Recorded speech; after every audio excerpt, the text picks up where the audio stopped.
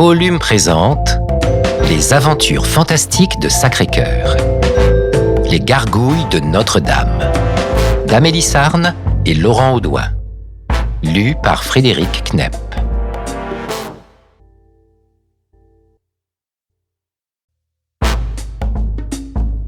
Sacré-Cœur est un garçon bricoleur de 11 ans qui adore le mystère. Il faut dire que son papa est ingénieur aux ponts et chaussées et sa maman médium. Ils l'ont envoyé passer quelque temps à Paris, chez sa tante, Madame Finelouche, pour qu'ils connaissent un peu la capitale, car c'est là qu'ils ont tous deux passé leur enfance. Tante Finelouche est couturière et habite au 28 rue du Chemin Vert. Elle est la grande sœur du père de Sacré-Cœur.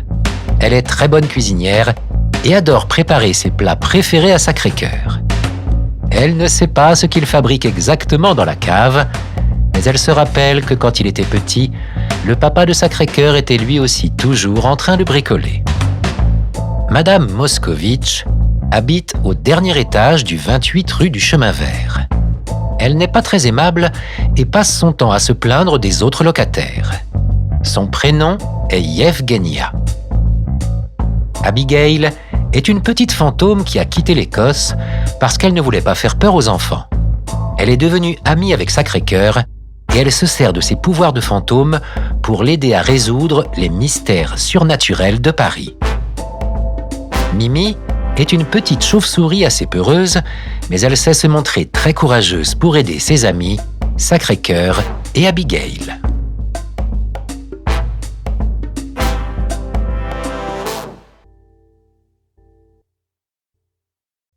Prologue.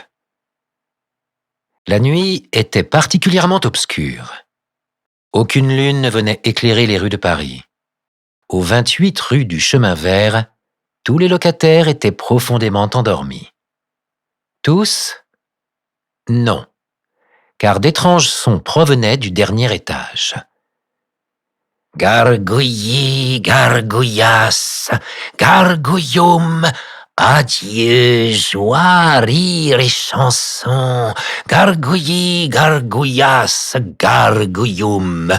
Bonjour, tristesse, malheur et dépression. Par le pouvoir de cette potion, petite gargouille, venez dans mon giron.